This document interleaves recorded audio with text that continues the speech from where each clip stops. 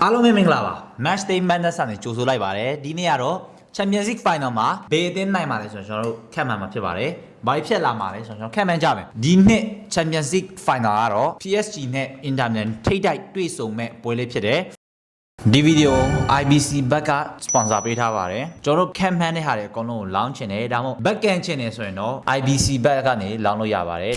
PSG ကဖလားရဖို့အတွက်တော်တော်လေးနီးစပ်တဲ့နှစ်တွေကနေတာမဟုတ်ဘူးဒီနှစ်ကတော့အနီးစပ်ဆုံးနှစ်လို့ပြောလို့ရတယ်တခြားနှစ်တွေမှာဆိုရင်တော့ Bayern နဲ့တွေ့လိုက် Barcelona နဲ့တွေ့လိုက် Real Madrid နဲ့တွေ့လိုက်ဆိုပြီးသူတို့တိုင်ပတ်သွားတယ် knock out လုပ်ခံရတယ် final မှာပြုတ်သွားတယ် final မြောက်ခင်လမ်းမှာနေပြုတ်ကျကြံခဲ့ရများ တချို့နှစ်တွေမှာဆိုရင်တော့ Man U က round of 16မှာဖြုတ်တာမျိုးအလိုဟာမျိုးတွေတောက်ရက်ဖြစ်တာတွေတော်တော်လေးကိုများတယ်ဒါပေမဲ့ဒီနှစ်ကတော့အပြောင်းလဲတွေအများကြီးလုပ်ထားတယ်နီးပြက project အကြီးတစ်ခုပေးပြီးယုံကြည်လို့ရတဲ့နီးပြတစ်ယောက်ဖြစ်တယ် Barcelona ကိုလည်း treble ရအောင်လုပ်ပေးခဲ့တဲ့ manager ဖြစ်တယ် PSG အသင်းအနေနဲ့ Champions League ရဖို့အတွက်စူးစမ်းတာ2010ဝန်းကျင်လောက်နေစူးစမ်းပြီးအခု2025ရောက်နေပြီ15နှစ်လောက်ကြာသွားပြီအစတုန်းကတော့နမေကြီးကစားသမားတွေကောင်းတဲ့ကစားသမားတွေအကုန်လုံးခေါ်ချတာပေါ့ဗျာ Ibrahimovic တို့ Cavani တို့ prime နှစ်တွေမှာခေါ်သွားတယ် Ibrahimovic နဲ့ Cavani နှစ်ကုန်သွားတဲ့အခါမှာ era ကုန်သွားတဲ့အခါမှာ Neymar တို့ Mbappe တို့ခေါ်တယ်ပြီးကြရင် Messi ရောက်ချလာတယ်တအားကိုနမေကြီးပြီးတအားကိုကောင်းတဲ့ကစားသမား3ယောက်ရှိနေပေမဲ့အသင်းကအဆိုးရွားဆုံးအချိန်ကိုရောက်သွားတယ်လို့ပြောလို့ရတယ်ပတ်စံ3တဲ့ပမာဏတအားအောင်များတယ်ဒါပေမဲ့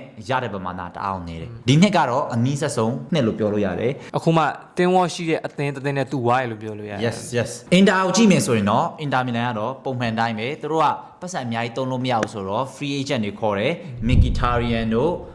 Calhanoglu တို့ပြီးကြရင် Yan Sommer တို့ကိုကြေးနေနေလေးနဲ့ပေးပြီးခေါ်ထားတယ်သူတို့သုံးတဲ့ပတ်စံပမာဏနဲ့ PSG သုံးတဲ့ပတ်စံပမာဏရှိမှဆိုရင်တော့တအားကိုကွာတယ်ဒါပေမဲ့ Inter Milan က final ရောက်တာ3နှစ်အတွင်းမှာ2နှစ်ရောက်တယ်ဆိုတော့သူတို့တက်တအားကို exciting ဖြစ်တဲ့ project တစ်ခုလေးဖြစ်တယ်ဆိုတော့ဘယ်အသင်းနိုင်မလဲဂရေတင်းနိုင်မယ်လို့ကျွန်တော်တို့ထင်တယ်မင်းဘယ်အသင်းနိုင်မယ်ထင်တယ် နှစ်သင်းလုံးကတော့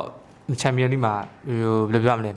ဟိုဒီလွယ်ကူအသင်းတွေကိုနိုင်ပြီးတက်လာတာမဟုတ်ဘူးနှစ်သင်းလုံးကတကယ်ခက်ခဲအသင်းတွေကိုပဲနိုင်ပြီးတက်လာတာဆိုတော့နှစ်သင်းလုံးကတော်တော်မြိုင်းဆိုင်ပါ yes တော်တော်မြိုင်းဆိုင်ပါကျွန်တော်တို့မထင်မထားတာတွေလည်းဖြစ်သွားနိုင်တယ်အများကြီးအသင်းစလုံးကလုံးဝမထင်မှတ်တဲ့နည်းနဲ့တက်လာတယ် PSG က Arsenal ကို semi final မှာ knock out လုပ်လိုက်တယ် Arsenal ကအဲ့ချိန်မှာဘယ်လိုအချိန်နဲ့တက်လာလဲဆိုတော့ Real Madrid လို့အသင်းမျိုး knock out လုပ်ပြီးတက်လာတာအရင်နှစ်က UCL champion ကိုအာရပါရကြိုက်တယ်လို့လုပ်ပြီး ကိုပြက်ပြီနော် ကိုအပြက်အင်ကွင်းမှာရောအဝေးကွင်းမှာရောကြိုက်တယ်လို့လုပ်ပြီးတက်လာတာ semi final တက်လာတာအဲ့ဒါကို PSG က easily နိုင်သွားတယ်အခက်ခဲမရှိဘူးတကယ်ပြောမှဆိုရင်ကိုကအလောက်ကြီးမကွာဘူးဒါပေမဲ့ပွဲကိုကြည့်မယ်ဆိုရင်တော့အလောက်ကြီးမခက်ခဲဘူးတို့အတွက်နိုင်ဖို့အတွက်ဟိုတစ်ဖက်မှာလေ Inter Milan ကပြီးသွားပြီထင်တာပြီးသွားပြီထင်တာ 3-2 ဖြစ်နေတာပြီးသွားပြီထင်တာမိနစ်က86မိနစ်88မိနစ်ဝန်းကျင်လောက်ရှိနေပြီဖက်ဒရီကအချိန်အောင်ဆွဲနေပြီ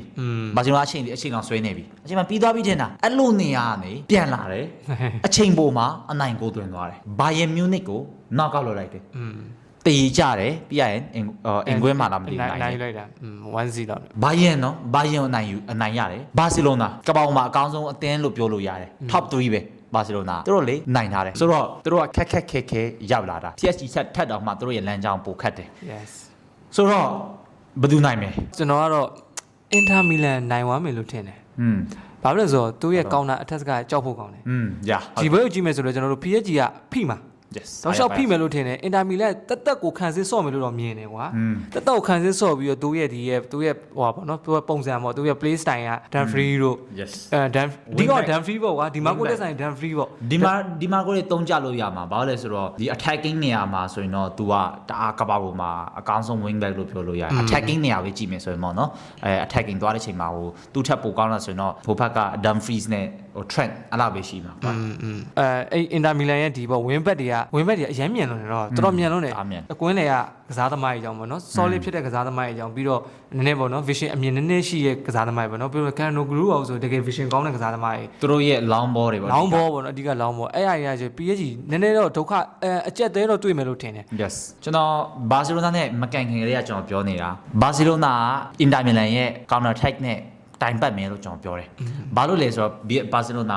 သူတို့ရဲ့ defense line ကတအားမြင်တယ်။ pressing က high line ကတော်တော်လေးကိုမြင် green နဲ့ထိတောင်ရောက်တယ်။ Inter Milan ကိုအဲ့လိုနဲ့သွားခဲ့မှာဆိုရင် smoke တုံးသွားမှာ။သူတို့လည်းတကယ် smoke တုံးသွားတယ်။ကန်ကောင်းလို့ပထမပွဲမှာတည်ကျသွားတယ်။ဒုတိယပွဲမှာရှုံးသွားတယ်။နောက်တန်းရကြည့်မယ်ဆိုရင် PSG ကလေပိုကောင်းတယ်။နောက်တန်းပိုပြီး solid ဖြစ်တယ်ပေါ့နော်။အမှားတွေပိုနေတယ်။မလိုအပ်တဲ့ foul တွေရှောက်မလို့ဘာစီလိုနာဆိုဘယ်သူရှိလဲ အရူဟိုအဲ့ကောင်မလို့အပ်ပနေ foul တွေလောက်တာနေတာမဟုတ်တော်တော်လေးကိုအမားတွေတော်တော်လေးကိုများတဲ့နောက်တန်းဖြစ်တဲ့အတွက်သူတို့ Inter Milan နိုင်သွားတာ PSG ကအဲ့လိုအမားမျိုးလုပ်တဲ့အသင်းမဟုတ်အရှိတန်းကွင်းလေကတခါလေးမှားရှင်တာရှိရင်ရှိမယ်ဗတီညာတို့ပေါ့နော်ထူးထူးဖြစ်ဒါပေမဲ့အနောက်တန်းတအားကို solid ဖြစ်တဲ့အတွက် PSG ကတအိတ်နိုင်မှာကျွန်တော်199ရာခိုင်နှုန်းလောက်ကျွန်တော်သိချတယ် PSG နိုင်မယ်ဆိုတော့နှစ်သင်းစလုံးကကြီးလို့တအားကောင်းတဲ့အသင်းနေ PSG ဆိုရင်တို့ရဲ့ attack ကတအားကိုကြိုက်တယ်တအားကိုကောင်းတဲ့ကစားသမားတွေဒါမေးလေးဆိုတော့ကျွန်တော်ဘာလန်ဒိုရတင်တယ်လို့ကျွန်တော်ထင်တယ် အနိုင်ရသည်ဖြစ်စေရှုံးသည်ဖြစ်စေနှစ်သင်းလုံးကိုချီးကျူးရမယ့်အသင်းတွေကြီးပဲ Inter Milan ကို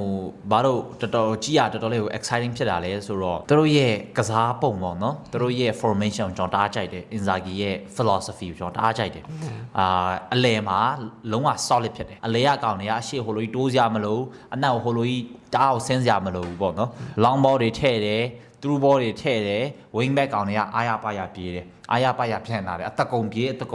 ကုံဆင်းအဲ့လိုပုံစံမျိုး play ဆိုတော့ကျွန်တော်တအားကြိုက်တယ်အရှိမလေးသူရမင်း hold up player တအားကိုကောင်းတယ်တော်တော်လေးကိုစိတ်လှုပ်ရှားပြီးကြီးလို့ကောင်းမဲ့ပွဲဖြစ်မှာ မြိုင်လဲမြိုင်မယ်တဲ့မှာ ညာတော်တော်လေးပြိုင်ဆိုင်မှုပြင်းထန်ပါဟိုလိုကြီးကျွန်တော်က 2Z 3-1 2-1 လောက်သွားမယ်လို့ပြောတာဟုတ်တယ်ဒါပေမဲ့PSG ကလွယ်လေးနဲ့နိုင်မှာမဟုတ် Champions League ပွဲကိုလေကျွန်တော်တို့ Match Day Madness Channel မှာ